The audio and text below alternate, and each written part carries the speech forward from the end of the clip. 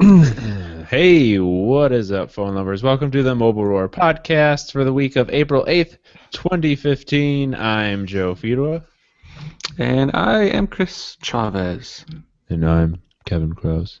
No, Kevin's not here. Oh my gosh, I thought he was here. I was looking around. Wait, where's Kevin? Pretty good Kevin impression. Just popped in. Kevin is out all week. He's on vacation. And from Snapchat, I think he is on a bike trip. So that's cool for him. Across the... Where's he country. going? He's going to show up at your door tomorrow. You're across the country. It's like Forrest Gump. It's too bad he sent you that turbo already. He could have just like biked it over to you. Hand delivered it. That'd have been great. All right, so just the two of us this week, but we can handle it. I guess we'll start things off. Chris, you have a shiny new device that you can talk to us a little bit about. Yeah. Or do you have two devices? Yeah. I got the S6 Edge, which is pretty cool. Yeah, they're neat. They're cool. Which one do you favor so far? I like the Edge. Okay, it's weird, but like, I don't know how I didn't notice this at Mobile, because at Mobile Congress, I mean, we spent like the entire 5 days just looking at the S6. I feel like, and playing around with it and like going all crazy with it. But I don't know how I didn't notice. I don't know how the Edge didn't bother me as much as it does now. But like that weird, like curved screen is like really. It's weird. It's like it's so odd. I think it's. Why does it bother you? Because like there's UI elements and stuff and that like bend around the edge, so you can see like I don't know, it just looks weird. So like you feel like things are distorted, and it's like it's really annoying to me, and it's weird. And then because the sides are like curved, you feel like you only really have this much screen, so you feel like your screen is like a million times more narrow than like what it normally would be. Yeah. It's just weird. But then you go to the S6 and I'm like, the S6 is so flat and boring. This is ridiculous. And I go back to the Edge and I'm like, this is all weird and curvy. So I don't know. Like it's frustrating, but the phone's cool. I like the Edge better just in the fact that when you put a case on it, I have a case on it right now. Mm-hmm. You don't feel the edges of like a thick TPU case. So like normally you'd have these like stupid big rim that goes around it. Yeah. So anytime you try to grab side elements and stuff, you're always like coming into contact with that, and it's so annoying. And you gotta like try to grab it. It actually makes things difficult when you have to grab like side menus and stuff. But like with the Edge, it's like completely exposed. So no matter what, that edge is always there, and it's so easy even when you have a case on it. So I like that a ton. I mean, it sounds pretty stupid, but I really, really enjoy that. But yeah, the phones are cool. I also got an M9 too. Where's that at? Yeah. Yeah, you were saying you went to some kind of party or something? Yep, so HTC last night had this like party they were doing. It was for like it was like in conjunction with this magazine, this local magazine out here called like LA Canvas, and it was like this super posh, like suite. It was like in some penthouse party thing. It was crazy, but really, really fun. Free drinks, free food, bunch of crazy LA hipster people. And they also invited Elevate people, which is like their special forums people. And it's just funny because you can pick out, like, you see all these like model-looking people, and then all of a sudden some dude in a t-shirt who's all like overweight and nerdy, just like going crazy over the phones. Like everyone else didn't even know what the phone was, and like it was hilarious. But and I consider myself one of those geeky, nerdy people too, because I'm not a hipster. So now that well, first of all, did you get me a re-camera like I told you to? No, I didn't. They didn't know. I wasn't holding my breath. So you have the M9 and the S6 now. Is performance comparable? Because they have, the M9 has that Qualcomm, and the S6 has the Samsung chip. I want to say, yeah, they're comparable. It's gonna be. I feel like I would need to play with one for a week and then try to go back and play with another one for a week to kind of see if there's any differences or spot any differences. The Samsungs are just, I don't know, it's fast. Like I feel like it's not so much fast as it is just um, like apps open quickly and they don't die as quickly in the background. I don't know if that makes any sense. So like when you return to an app, you can return to an app from like that you're using way earlier, and it's just already like it just pops up. It's like already loaded and everything. What? Like it freezes them perfectly. Whereas like sometimes on some of these other, I mean, it's like an app from like an hour ago you were using, but maybe you didn't open up that many apps in the meantime. But when you go back to it, like they automatically close after like a specific amount of time. Um, on every other phone. But yeah, I don't know. The One M9 feels fast. It feels just as fast as the M8, which I mean, I guess that's kind of the problem people have with it is that it's so much like the M8 that it's not really that much of an upgrade. But I was talking to one of the HTC guys at the party and everything, and he was talking. And he's like, "Oh, do you have an S6?" And I'm like, "Yeah, I got it." And he was just like, "Oh, that's cool." Get out of here. It was just like, it was really awkward and kind of weird. But like, yeah, we were talking about it, and then he's just like, "Yeah, all these reviews about the M9, like, everyone reviewed it, and they didn't have final software, and yada yada yada." And I'm trying to keep an open mind and not be like a total dick, but it's like you guys released a phone to reviewers with non-final software. Yeah, Like I was just saying, thinking to myself, well, whose fault is that? yeah, it's not even like it's so ridiculous. And I mean, I know people had embargoes and stuff, but I mean, no one reviews a phone after the embargo or whatever lifts, or like the day before the embargo lifts. So you're playing around with it, you're taking pictures and all this stuff, and the camera is really bad on the M9. I know we talked about it last week, so I don't want to go too crazy about that, but it's really really bad. I can't get a steady shot, but they said like updates are coming and whatnot. But the HTC guy, he was saying how the M9 isn't for people that had an M8, it's for people that had an M7. So it's a more refined version of the M8, and it's supposed to address like these problems people had with the M8.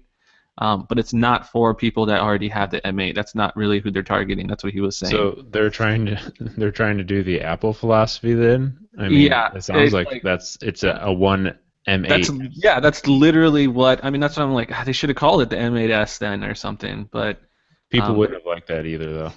yeah, because you would just I don't really need that. Maybe I'll just get the 8 instead. I mean, It's just a weird thing where people expect it from Apple, but like, I mean, Samsung. Nobody else we were can pull it complaining off. about the same thing with the S5.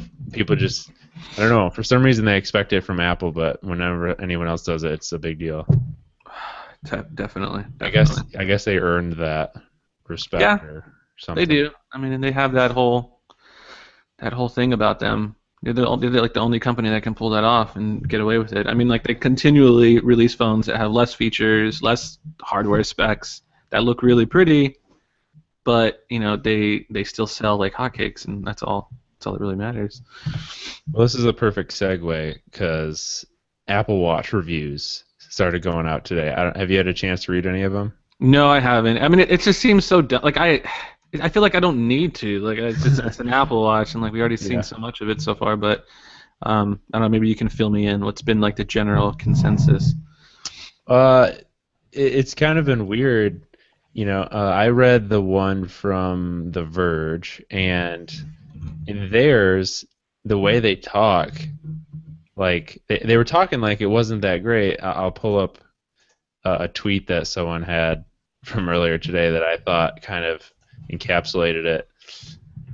They say, battery life sucks, performance sucks, I just use my phone instead, it's kind of rude and inherently insular, I give it a 7 out of 10. So it's like they're saying all these negative things, and then at the end of the day, they actually gave it a pretty decent score. But 7 out of 10 is kind of low for an Apple product. But I mean, in the grand scheme of things, it's not that low. The Moto 360 got an 8 from The Verge in comparison.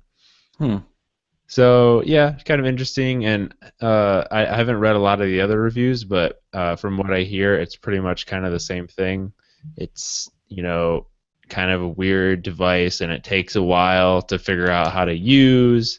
And the notifications are really. One thing I thought was interesting in the Verge's review that I hadn't heard anywhere else until this was the notifications it's really hard to kind of control what notifications show up on the watch. And so he was talking about how, maybe you want to get important notifications like from calendar and stuff, wherein you're getting like Instagram and Twitter stuff. There's no way to like consolidate or choose what notifications you want. Where on Android, you can put it into priority mode and only get important notifications and stuff like that. So he was kind of complaining about how it was just bugging him a lot with notifications, basically. You have to go in individually, like for each app, and select if you want notifications to show up on the watch, which is kind of annoying. But at least you can turn them off. So if you are getting like Right. just pestered with some stupid stuff, it's kind of like how, what is it, like push bullet works and stuff like that. Android Wear, there's no way to really turn off just specific apps. It's like all or nothing. No, you can turn off specific apps on Android Wear. Oh really? Yeah, in the Android Wear app. Oh yeah, that's right. I never even fiddled around with that app ever. But Yeah, I mean, like there's only a couple that I've like blocked from showing notifications. yeah, like I use my watch all the time, and I'm trying to think. Like, there's really nothing that ever bothers me. Like it's just a bunch of notifications or anything like that. It's easy to use. I mean, and that's the benefit I think of Android, where it's so easy just to pick up and use, and not really have to like mess around with. Right. Whereas like the Apple Watch, you have to literally, it's a whole new device. You have to learn how to use it all over again with the little dial and that weird apps and all that stuff. It's weird, but There was a apparently funny the Verge quote likes it. in The Verge's review. I got to pull it up here. Rob Jackson. Oh, He saw posted it on Google Plus. I don't know if you saw it, but apparently one of the lines in the review, I'm pulling it up here. Google is loading like a piece of crap. Okay, so here's the direct quote. My regular watch has had a dead battery for over a year. I don't exactly use it for anything except looking cool. And Rob's like, why is the guy that has been wearing a dead watch for a year just to look cool reviewing the Apple Watch? And I kind of made the comment, well, that's exactly the type of person who would wear an Apple Watch because the battery life is not that great, but it looks cool on your wrist. It looks cool, and you have Apple everything else. I mean, pretty soon we're gonna have Apple cars. So I mean, Did you see that they started giving it out to celebrities? I saw earlier this week. No, I knew this was gonna posted happen. on Instagram about it. I think he had the called most this. expensive one. Oh So my yeah, I'm sure we're gonna God. start seeing like celebs on. I said this, like they're totally gonna start having celebrities. You're gonna see them pictures and everything, rocking that Apple Watch. Yep.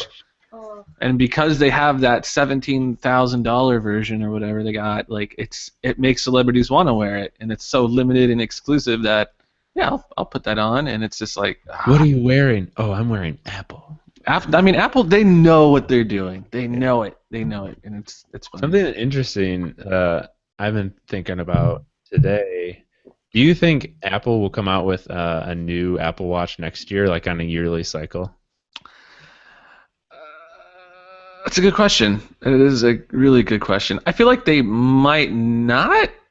I mean, I guess anything can go, but I feel like they might not because by the time Apple Watch like picks up momentum, like once it launches, and it's probably going to be like a few more months after that before you see people out in the real world buying them and seeing them. I feel like it'll take a while before it builds up momentum. That's kind of how it was with Android, where it's like the Moto 360 and all that stuff. So like, I don't know. I feel like maybe they won't, unless there's like some major shortcomings, but. I don't know. I don't think it's going to be a yearly thing. Because some people are like, well, it's so expensive that if they did come out with a new one every year, people would be mad. But I'm just like, all right, if you're actually buying those really expensive ones, first of all, you're not going to care that a new one comes out. And second of all, if you spent $10K on the first one, you could probably buy the next one. Yeah, money is probably not an issue for you if you're buying a $10,000 edition. The Apple Watch. It doesn't make any sense, but whatever. It's funny. All right, so moving on back to HTC. HTC One M9 Plus officially announced today. Oh, And I kind of look at this thing and I'm like, why wasn't this just the One M9? Because the One M9 Plus is only going to be in China, but it's actually not that much different. It's like a slightly bigger display. It's 5.2 instead of 5 inches, and then the display is 2K instead of 1080p. It's got the dual cameras on the back, but it's still the 20 megapixel, and then it has a fingerprint sensor on the front. Other than that, it's nearly identical. So why didn't they just make that one the M9? I feel like there's so much weird stuff happening at HTC right now, and I feel like this year they really did drop the ball. Like it's just, and it's a crucial time for them, and it's so terrible. That really should have been. I don't like the way the fingerprint scanner looks on the front and all that weirdness. And Yeah, it's pretty ugly. The duo on the back looks ugly, and like the design right now just doesn't. They need to go back and just scrap that design and try to do something different. But like right now, they're just tacking on things onto that original M8 design. Like, oh, everyone loved the M8. Let's just add a button in the middle. That fingerprint sensor is so dumb too because they actually still have the virtual buttons. So it's like, is it even a home button? Oh yeah, there's I'm telling you, I'm guessing it could still be used as one, but it's kind of dumb to have both. Is it a button or is it just you swipe your fingerprint scanner? Like maybe it's just a fingerprint scanner only. I don't know if it's like an actual like physical button to press. If you're gonna make something that you can't press, you shouldn't make it look so much like a button. I mean, they could have built it into like the HTC logo or something. Yeah, that's what I'm saying. Like that, the design is just so weird, and it's so unlike HTC and all that. But I mean, what was it? I guess the news last week, whatever, was that their lead designer guy, he ended up leaving, joined up with Fitbit. Fitbit, yeah. So the guy that was responsible for the one, which was great, don't get me wrong, but like after the whole M9 debacle, it's like this guy's out of ideas. He had that one really awesome design, and he's just recycling it. But well, I'm really hoping that the next, with all this kind of negative feedback they're getting, hopefully next year they come with, and if they're still around next year. That's what makes me very scared, is because I want them to do well enough that they come back fighting hard with like an M10. But like, I mean, they're I wouldn't say struggling. They are still turning a profit, but I mean, how much longer can they? I mean, can they sustain that? It's not so dire that they're gonna like be gone within the next year. I don't think we have to worry about that. But if their next phone gets the reception as the M9, then they're gonna really be in trouble. I mean, and I have a feeling that we're gonna see Samsung do like for the S7 or whatever. I mean, it's kind of silly to be talking about that now, but I don't think they're gonna drastically overhaul the design of the S6. So that'll be the year we see Samsung kind of stick with the same old. Because everyone loves it so much, so they're just going to rehash it again. I would bet we can see the S6 design probably for 2-3 years. Yeah, yeah, we're going to see that one for a while. Whereas like HTC now, they're going to have something completely different, and people are going to be like, yes, this is great. So it's sad. But I mean, the M9 is great. It's a great phone. It's good for regular people. If you have an M7?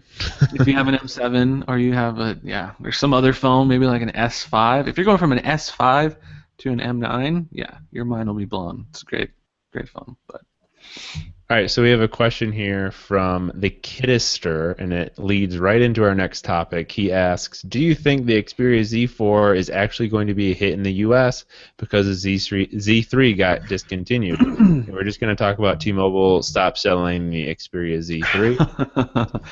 Which is barely 6 months. Six months after it came out. I mean, they weren't really trying to sell it. I mean, Sony, their whole marketing stuff, they just don't really push it out here. They kind of just drop their phone inside T-Mobile store and they just walk out like, all right. There was that one on Verizon, the Z3V. I don't think I ever saw a single advertisement for that phone. They had when I went into a Verizon store back when the Droid Turbo just came out, they had like a little section for it, but it just, I don't know. I mean, their phones look great, don't get me wrong, but it's just the same design over and over every year, which is just cool. I mean, your phone looks awesome. That's great, but specs are top notch. Software is freaking awesome. I mean, I can go on about like how awesome their like custom UI is and all that stuff. It's great, fast. Again, like super quick specs, and they're really good with updates. I mean, they're doing everything right. But nobody knows who they are, and they just don't have those carrier partnerships. Yeah, like HTC and Samsung do. They're not making moves, basically. I mean, and HTC's come along. I mean, we saw HTC was kind of like in that same pickle before with like the One X and the One S and all that stuff that they were Yeah, doing like all back those then. different variants for each carrier, like different names and stuff. Yeah. Yep. And then people were like, well, they just need to, just focus on one flagship line and launch it across all carriers, not just one or two or whatever. And then they did it, and they turned it around. So like, I think Sony needs to do that. They need to like start pulling some strings or do something, maybe like a whole new design or whatever to get carriers' attention. But their phones are freaking amazing. If the Z3 wasn't so big for me, it's just overall it's a little too large. But Yeah.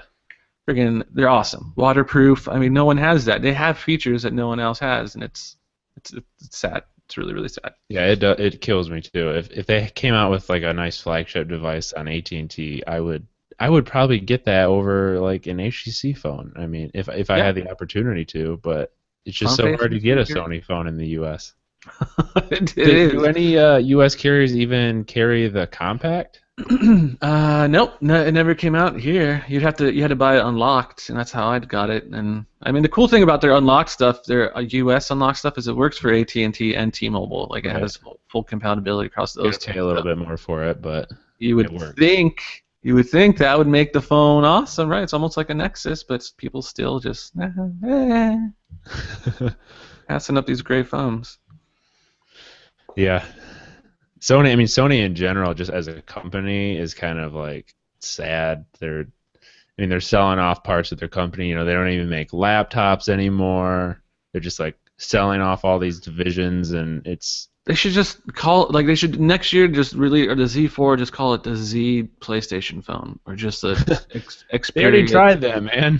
Xperia Station play I don't know play You Z. know what's weird though? You say that people in the U.S. just don't care about Sony phones. I was out, I think, a couple weekends ago, and I was talking to some guy, and like he was all about the Xperia Z4. Like he was gonna get the Z4, and I was just like, this is so weird. Someone actually caring about a Sony phone and knowing about the one that has not even been announced yet. Yeah, I mean, I feel like they do like among like the techies and the people, some Android fans and stuff that are just all about like hardware specs. Like people always want to get like the next Xperia, then they find out it's like not going to be released on their network, and they're just like, Yeah, oh, they that find out they're gonna sucks. have to pay $600 to get it, and it's like, Yeah. ah. Just get this Hey, over I'm exactly the same. I fall in the same boat. with. All Can't wait. right, so let's move on to our new Android phone rankings. A lot of controversy around this. Oh man. Actually, the funniest thing about so I'll read the list first. So the HTC One M9 is number one on our list this year, or for Oh. April. And then basically all the rest of them have just kind of been bumped down. So number two is the Moto X, number three Nexus 6, number four HTC One M8, and number five LG G3. So a lot of people, when we posted this, were like, "What?" And I think it was really showed how many people actually read the articles, because Crazy. we don't the S6 and S6 Edge aren't available yet, so they're not in our rankings. They Yeah. will be pretty soon after we get our review up, but just hold on, Yeah. For now it's the One M9. We'll see something very different like Yeah, next week or whenever, next month or whenever we post. I think I think it's earned the top spot. Some people were even saying, without the S6 and M9 or an S6 Edge, it shouldn't be number one. I mean, it's still a really good phone. Yeah, I mean, if you don't like Kevin's whole thing was like if you try to compare it with the M8, it's not much of an increase. And I think that's what people are judging it by, like how much better was it than last year's model? And it's like it doesn't matter how much better. It's just a good phone all around. If the one M8 never existed, the M9 all in itself is still a freaking great phone.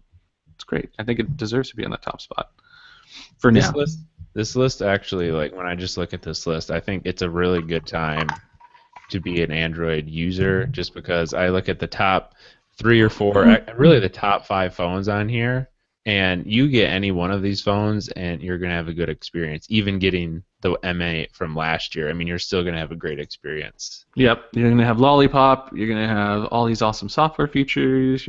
I mean, they're solid. It really is. Like it's awesome. Like this year or last year or whatever, there's still like some really really great phones, and it is a good time. I mean it's cool because if you're like me and you can't settle on one specific phone and jump around, but you can always go on Craigslist. You can find some great deals on some of these phones used, and you're still gonna have a freaking awesome experience. It's wonderful. What a wonderful life. All right, so that's really all the news we had to talk about this week. So I guess we'll go right into our wins and fails. I guess we're not nearly as chatty without Kevin here. Oh yeah, Kevin. That's fine. So I'm gonna kick it off, and I'm sure you saw this news. Star Wars. It's going to be available digital release, I guess. So it's going to be on like Google Play. I'm assuming other places. It's so pricey though. Yeah, it's $20 per episode. Kind of expected though. I saw the commercial for this. They aired the announcement commercial during the Final Four championship game, and I saw that Lucasfilm logo at first, and I was like, "Oh snap! Is this another trailer for the movie?" And then it was just this news, and I was like, "That's pretty cool." But my immediate thought was, "All right, buying all 6 of them is going to cost like $300. It's not that expensive, but it's just still pretty pricey." Yeah, for sure. I mean, yeah, no, I don't like. Yeah, no, way too expensive. Yeah, it's $90 for the entire collection, and I think that's actually a little bit cheaper than if you get the entire collection on Blu-ray, but it's digital. iTunes, Amazon Instant Video, and Google Play Store. All right, there you go. So that's where you can find it. Crazy to me that it hasn't been available on iTunes all this time, actually. So my fail of the week is going to be these reliability tests that Samsung has been doing on their own. They did a reliability test for bending because so last week SquareTrade did a bending video of the iPhone 6 Plus, the Samsung Galaxy S6 Edge, and the HTC One M9. And in their test, it was funny because the S6 Edge and the iPhone 6 Plus could withhold like the exact same amount of pressure. So of course, there's enter the joke about Samsung copying Apple. The M9 held up better than either one of them. But I guess that test wasn't good enough for Samsung. They had to do their own, so they did their own bend test with the S6 and the Edge, and had kind of similar results. Really, both of them can withstand about the same amount of pressure. But the Edge, the glass on the Edge actually cracks earlier just because of the shape of it. And then what was the next one? Oh yeah, so then today Samsung posted a drop test of both of these. And it's all well and good to do these tests and show people these tests, because obviously we know all manufacturers are doing these tests, but it's just when Samsung's posting their own, I don't necessarily really trust the results more than like SquareTrade, because SquareTrade is not making the phones. It's just funny when Samsung posts these. Like they've even posted their own reviews of their products in the past. It's like, why should I believe what you say? You're the one that makes the phone. They have their own unboxings. They do their own their butt tests, which is funny. I didn't see. Did they have a butt on this one, like a robot butt? No, but they said, what did they say? I guess the average amount of pressure you get from having the phone in your pocket is like 60 pounds, and both of their phones can withstand up to 90 pounds. So it passed the butt test, but they did not have a fake robot butt. Man, that was my favorite part about the Note 4 when they did the Note 4 bend thing, and they had that robot butt they put jeans on it and everything. Are you serious? I never saw that. Yeah, the Note 4 one, you gotta look it up, and they literally have like a jean, like a robot wearing mom jeans sitting on a phone over and over. This is the greatest. It's really funny how the Bendgate thing is like still going on. Everyone's doing bend tests. Well, it's ridiculous because they know, people on YouTube and stuff, they want anything that can kind of stir up controversy. They want those views so they can make that ad revenue. So it's like the YouTube people are doing it, and then sites post it because they know everyone's gonna click it, and it's just like it just always blows up. So everyone's looking for that next next big scandal. And especially when it's something that's high profile as like Apple and their phones are supposed to be perfect, everyone loves to just shit on them basically whenever they can, even if it's like something ridiculous like your phone bending. I will say it is kind of fun to just watch phones get stress tested. It's kind of Ah. mesmerizing. It is. It's to me it's like the car thing, like the crash test that they do, and you're just like, it's a brand new car, and they just smash it up. Like, it hurts, but at the same time, you have to watch it. It's wonderful. Speaking of drop tests, you're using cases on your phone on your S6 and S6 Edge. Is that because you want to protect it, or just because you've been sent a ton of them? I've been sent. I have so many cases. Yeah. No, just because I want to protect it. I mean, the glass on the back makes me a little nervous. The sides are really slippery because it's that weird aluminum sides now. And I The watched. back must be pretty grippy though, because of Yeah, glass. Because it's usually got the glass is glass. kind of has like a little tactile. Yeah, so like if you're holding it, you can walk around with it and hold it as long as you're like sandwiching it with your fingers, like the front and back. But it's like when you go to use it and you're just only gripping the sides, that's when things get a little sketchy. But yeah, the back does help a lot, the glass with the grippiness. Cool. All right, what do you got for us? My win is going to be the Instagram update. There is a huge Instagram update, and it was totally awesome. The reason isn't just I guess that it's a win isn't just because that it's such an awesome big update, but it's also partly because Android people got it before iOS users, which is Oh. unheard of. Really weird. Like Yeah, I almost especially from Instagram. just saying that felt so weird that I had to go back and I was like, wait, did that really happen? Like I had to read my notes again. Like, yeah, it was Instagram, right? Like, it's weird. But they added a new fade ability, so you can adjust the fade of your photos on Instagram, which is pretty neat. Pretty much anything looks better when you add fade to it. I don't know what it is about it, but like if you want your photos to look like hipsterish and just super cool, you just add fade every single time. And then they also have a color new option where you click the different colors they have, and it basically adjusts the tint of the shadows in the image, so you can kind of create your own filter almost in a way. And then when those two are combined, it makes like a totally cool, awesome looking photo.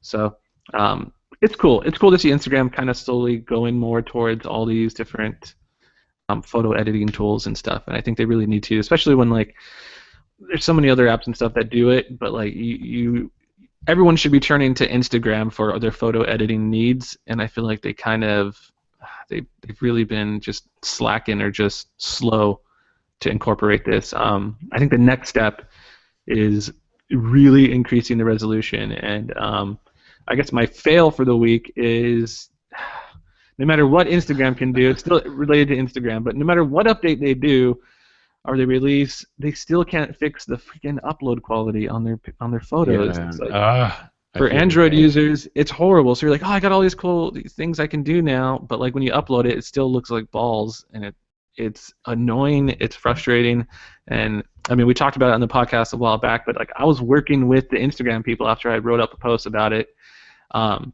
They had sent me an email, their PR person, and they're like, hey, can you test out some of these test builds so we can try to like squash this Android bug or whatever? And they thought it was related to my device, and I had to like explain to them over and over. I was like, no, it's on every freaking phone. Like, are you crazy? Like, what Yeah. phone are you using? It's like, it doesn't matter. It's every phone. And they couldn't do it. They kept sending me test builds where they thought they squashed it, and I'm like, no, it's still crap. It's still crap. Like every single time. And I don't think they even know. I don't think they even know why it does it. But You need to it's write another scathing review on it like you did. I've done it so many like there's so many times where I was about to publish something where it was like there's another Instagram update, but it still doesn't fix their crappy upload quality. Like it's every Yeah. single time I'm about to like it's been a long time too. It's been since I wrote that initial one. It's been like almost a full year. So maybe I'll just keep doing it every year on the dot. Just keep Yeah. republishing that post maybe. But yeah. So that's my fail for the week. Yeah, that bugs me so much too because I have some people that follow me on Instagram that don't use like Twitter and stuff, so I like sharing pictures there, and I have it set up to automatically IFTTT to Twitter, and I hate every time seeing the pictures show up on my Twitter feed and it looks like crap. Like from Instagram. It's the worst. Well, because Twitter, first of all, compresses it even worse than Instagram. Twitter is like the worst upload quality, but it's horrible when I have an if this and that recipe set up too. So it's like it natively posts your crappy Instagram photo from Android and onto Twitter. So it's like double crappy, and it's like it's painful. It's painful to watch. Speaking of Twitter, I did want to mention I'll take 2 wins this week, I guess. They have a new feature that you can quote tweets, and it doesn't count towards your 140 characters, which I think is really cool. I've used it a couple times now, and it looks really cool when other people do it too. You can like actually see, instead of like just linking to another person's tweet and then clicking on the link to see the tweet, it actually shows the excerpt of that tweet. Embedded in your tweet. It looks really nice. It works. You can do it on the web right now. Can you do it in the iOS app? You can do it on iOS, yeah. So they replaced the quote functionality. So once you tap quote, it already embeds the tweet, and you can write as much. I think it just brings up like a comment box, basically. Yeah, and when you have your tweet, you can't do a full 140. I think it's 118 because like it's no matter what, it's technically like a short link, one of their t.co links. Mm-hmm. But it just Twitter knows to automatically embed it. But the link is still there for people that don't have, like, if you're still using TweetDeck or something like that, you'll just see a link, which kind of No, that's not true. TweetDeck actually shows it correctly. What? When did they start? Is there an update? It started showing on TweetDeck like a couple days before they even announced it, and I just noticed today that the quote feature is there now too, so you can do it from TweetDeck. What? Yeah. Is this like a Windows thing? Because I don't. No, this is the Chrome. Well, it's the Chrome app. Oh, okay. Yeah, I'm talking about the web app, the actual native app. I always forget that they actually have actual like web, or not web, but like desktop apps for TweetDeck. Yeah, I love the desktop apps. They're the best. But yeah, still not updated yet. So I guess it's not the best. I don't know. I'm gonna have to start using the web one. So just kind of branching off of this Twitter thing, someone just asked. This is Edmund Rojas. What do you guys think about Periscope? There's been so much hype for that app in the last week. Do you think the new live streaming hype will last? No.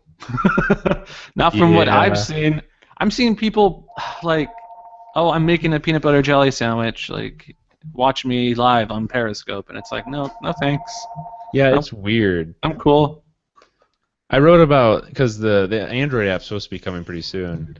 And so I wrote about that last week, and one of the things I mentioned was it's just weird how the timing of things works sometimes, because I remember first using Android, several years ago, and there was these live streaming apps that you could use, and it was supposed to be a pretty cool feature, and it never really caught on. And then all of a sudden, randomly, out of the blue, early 2015, we've got Meerkat and Periscope just become really popular for no apparent reason. Just strange.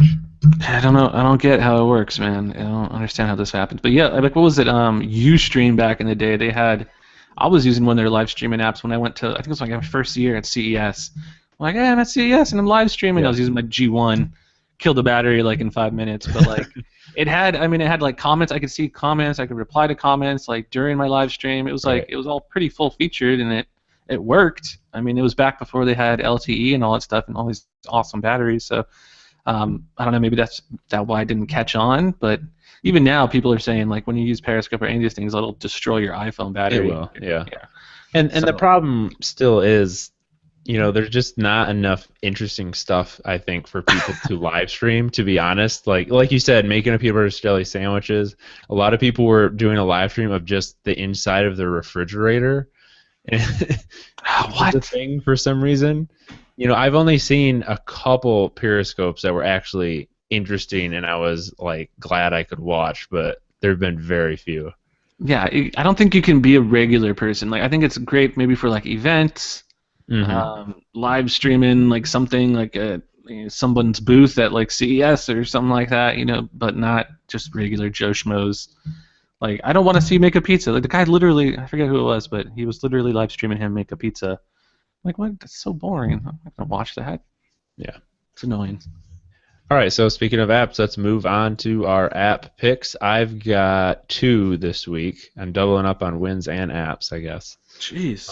So my first one is called Automate, and this is an app that replicates the Android Auto user interface, but on your phone. And I was super happy to see this because one of the things I always wondered about Android Auto is why can't I just use that same auto interface on my phone?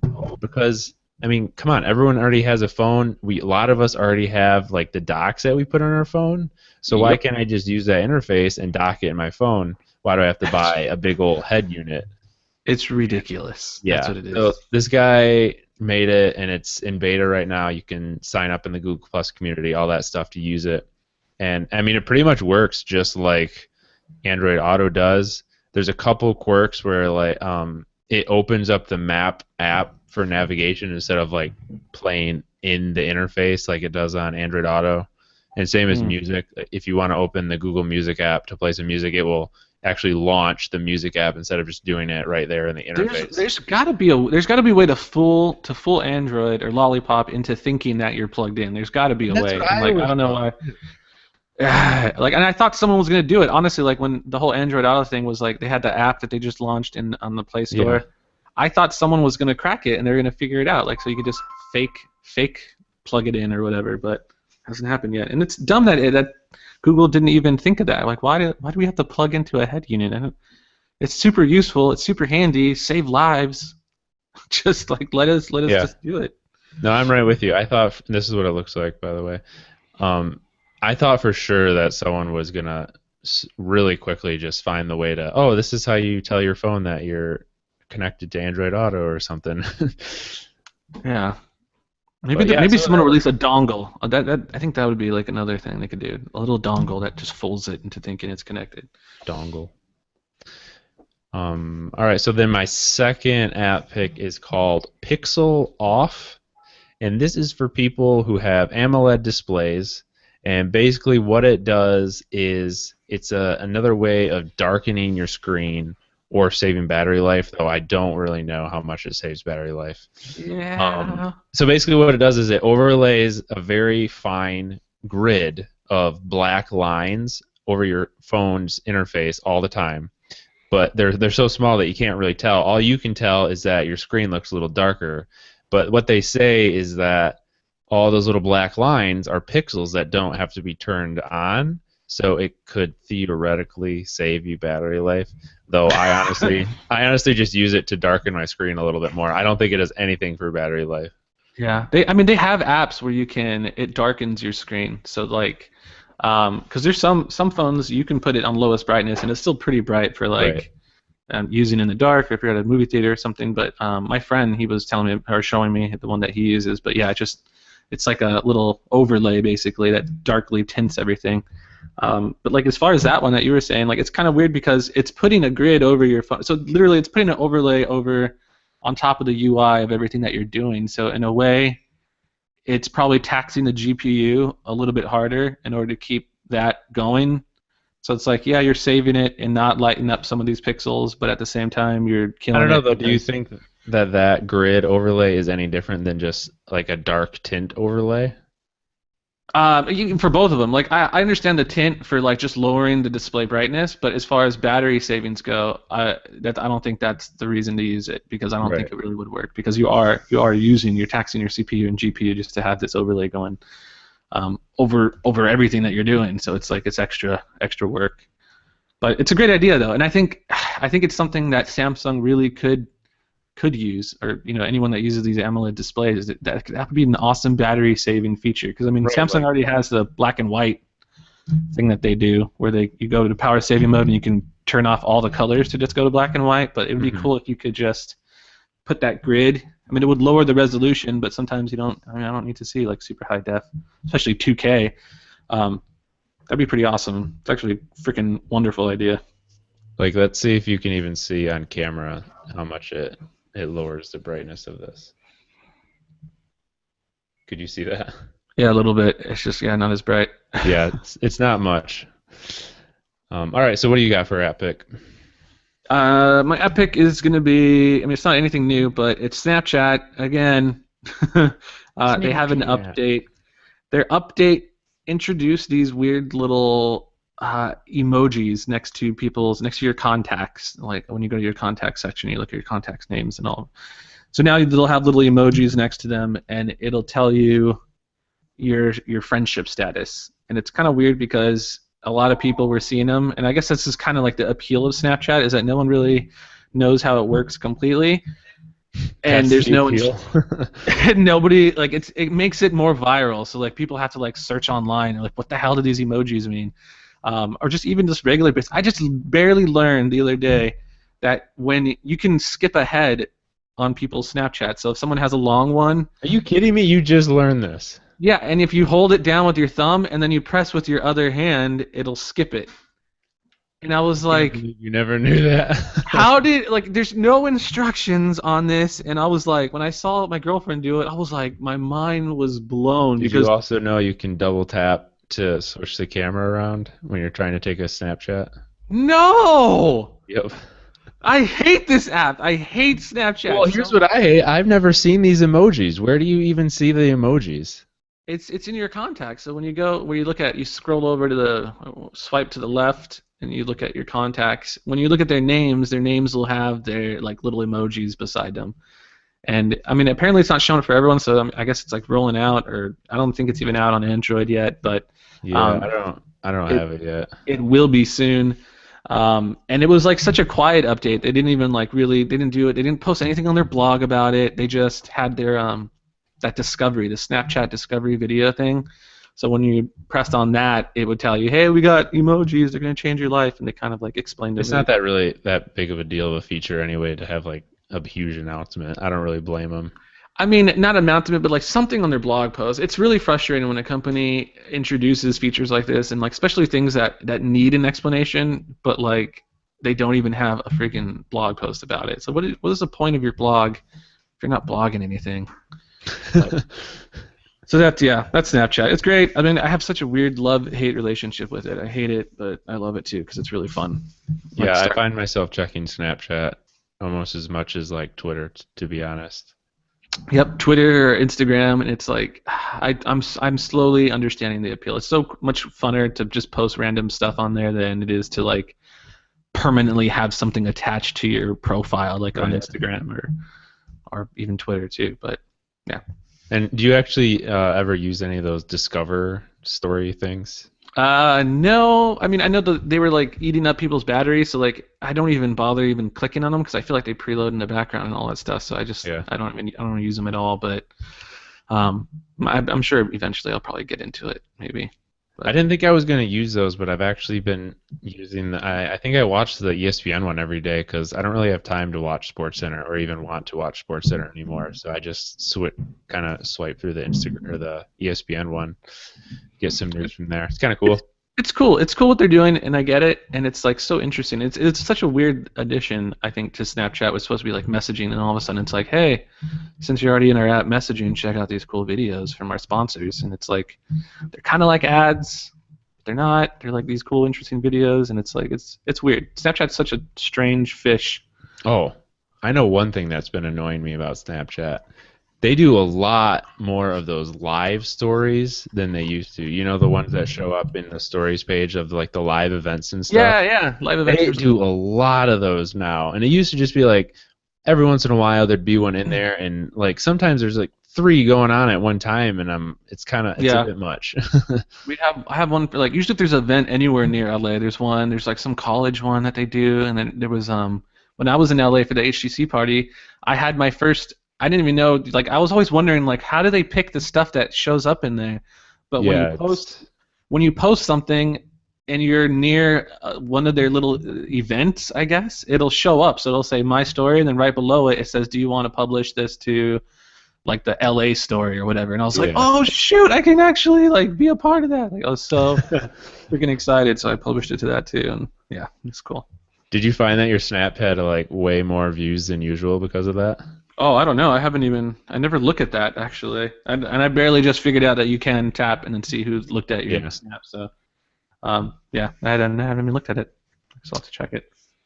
All right. I don't think we need to ask you what phone you're using this week because you have all those review units, so it's pretty obvious. You're using the Yeah. S6 and the S6 Edge. You know what's crazy is that I mean, and I just realized it right now during the podcast, but the HTC One M9 is just as thick as the Droid Turbo, and that's with the backpack back. The 64 gigabyte version is even thicker. It has this backpack back that makes it even thicker. But the M9 is just as thick. They could have totally crammed a big ass battery in there. HTC phones have never really been that thin. Yeah, they can't do. They Maybe can't that'll be do the it. next one. They'll blow our minds. It'll be super thin and I don't want sleek and thin. I want it to awesome. be bigger than ever. I want it to be G1 size with the world's biggest battery. That's what I want. Bring back the flip out keyboard. Big old brick. Give me a That'll take HTC into the next millennia.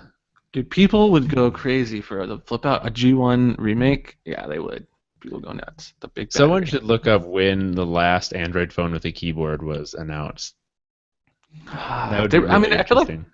there still is some. You see them every now and then, but it's always those like super low end budget I never even see budget Samsung phones with phones. keyboards anymore, really. There was a what was it? Like a Samsung or an LG one that wasn't too long ago, I feel like. But then again, every time I think it's not that long ago, I go and I look in our like archives and I'm like, holy crap, this was 2 years ago. Never mind. Yeah. Android moves pretty fast. All right, I think it's going to wrap things up for this week. You can get in touch with us with our email address, podcast@mobileroar.com. You can also hit us up on Twitter. The podcast is at mobileroarcast, one word. We've been getting some good tweets on there. Keep that up. You can also subscribe to the audio version of the podcast on Stitcher Radio, iTunes, and other places. You can follow us on Twitter. Chris is at GamerCore. I am at Tall Schmo, and when Kevin's here, he's at You Don't Know Kev. He'll be back next week. We'll all be back together, and we will see you all then. Later.